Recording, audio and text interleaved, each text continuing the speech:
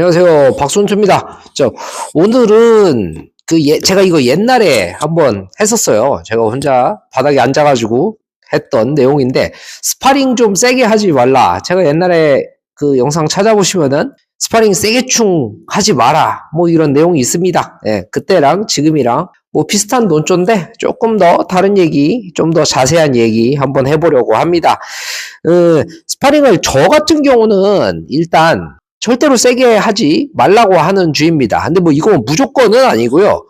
그게 단순히 그냥 아프고 뭐 그래가지고 하는 게 아니고, 이게 장기적으로 일단 되게 안 좋습니다. 이게 이유가 되게 많은데, 일단 뇌 손상이 옵니다. 이 낙무아이 그 무에타이 선수들 현지에서 그 오래 한 선수도 보잖아요. 약간 좀 다 이상해요.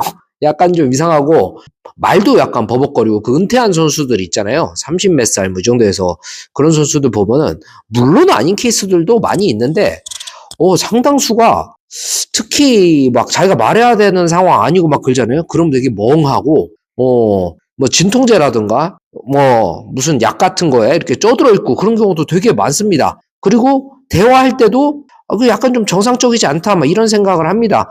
근데 막 그런 얘기를 해보면은 결국 자기가 젊었을 때 너무 많이 맞아가지고 좀 그런 것 같다 막 이런 얘기가 있더라고요. 근데 실제적으로도 머리를 많이 맞으면 뇌세포 파괴가 많이 돼요. 이 운동이 참 재밌고 좋은 운동인데, 결국 뇌세포가 파괴가 되면은 운동 선수 끝나고 그 다음에 생이 너무 좀 불행해집니다.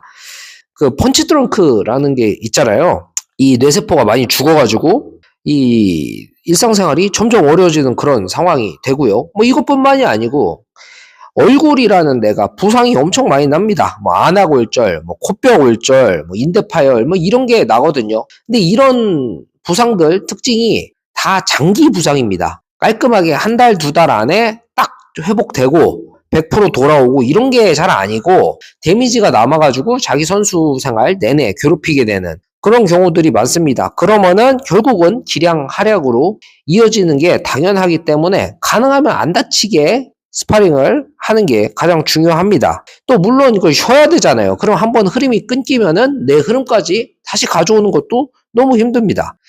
자, 그리고 두 번째로 기술 습득이 또 잘 안 돼요. 이게 서로 세게 이렇게 어떻게 하면 더 세게 갈길까? 요 생각만 하다 보니까, 내가 뭐 새로운 거 좀 시도해보고 새로운 거를 좀 만들어보고 요럴 수 있는 시간 자체가 없습니다. 너무 마음이 급해갖고 서로 휘두르다가 그냥 끝나버리거든요. 그리고 이게 또 본능적으로 움츠러들고, 이게 펀치가 더 무서워지고, 눈 감게 되고, 그렇게 되면은 겁만 또 늘어나게 돼서 나쁜 습관이 계속 생깁니다. 그러면은 자세가 당연히 무너지고요. 무리한 공격을 하고, 막상 이게 거리 조절하고 타이밍하고 뭐 페인팅 넣고 막 이런 섬세한 기술 자체는 내가 아예 시도조차 못 해버립니다. 자, 그리고 심리적으로도 이게 자기가 공포심이 특히 초보자 때는 많이 생겨버립니다. 그러면은 격투기 자체가 무서워가지고 거기서 극복을 못하고 그냥 도망가는 사람이 되게 많거든요.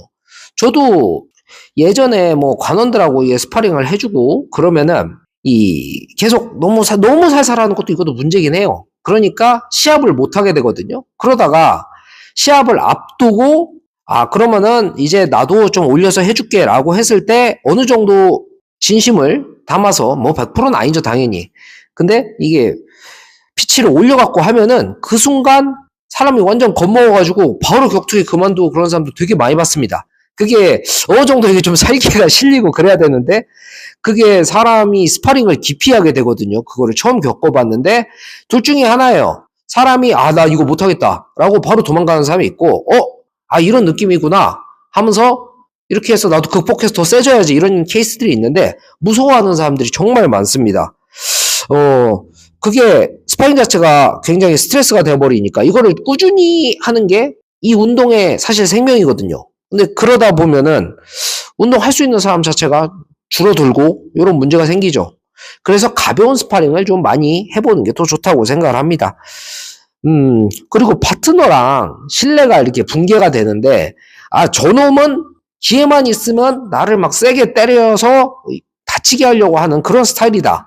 근데 상당히 많은 사람들이 좀 사이코패스기가 있는데, 내가 이기는 게 제일 중요하고 상대가 다치고 말고 이런 것만 신경 하나도 안 쓰고 하는 사람들이 있어요. 물론 시합이면은 그런 면이 필요하죠. 근데 매일같이 스파링 해주고 나랑 같이 훈련해주고 이런 동료들을 상대로 와 어떻게 하면은 저 새끼를 패버릴까? 어떻게 하면 다치게 만들까? 이런 악인들이 꼭 있더라고요. 네, 그런 사람들은 결국은 아무도 그 사람하고 스파링을 하는 걸 원하지 않게 되고 그러면은 체육관 입장에서도 그 사람 때문에 부상이 발생하고 그러면 관장님이 좀만 생각이 있으면은 그런 친구들한테 경고를 주고 경고해서 이제 선을 넘으면 아 그만 나오셔라 요렇게 하는 게 맞습니다. 자 이렇게 해서 효율적인 스파링은 과연 어떤 거냐 이런 걸 얘기를 해보면은 고수들이 20-30% 쓰는 스파링을 되게 많이 합니다. 물론 뭐 세게 하는 것만 하는 선수들은 아마 없겠지만 세게 하는 걸 많이 하는 선수들이 있어요. 근데 그 선수들 다 특징이 부상이 엄청 시달립니다. 부상이 엄청 시달리고 그렇게 한다고 제가 보기엔 늘지도 않습니다. 제가 태국에 있을 때 그 월클 무에타이 선수들 하는 거 보면은 가벼운 강도로 엄청나게 오래 하거든요. 그래서 기술이 습득하고 타이밍 맞추고 거리 조절하고 요거에 집중을 하고 진짜 세게 하는 거는 시합을 그냥 많이 뜁니다. 네, 시합 많이 뛰어서 세게 해보고 그러면은 아, 얘 이런 느낌이구나. 그것만 알면은 되고 자기들이 의외로 다치고 맞고 이런 걸 엄청 두려워하더라고요. 나중에 은퇴하고서 진짜 힘들게 사는 그런 선배들을 많이 봐서 그러는 거거든요.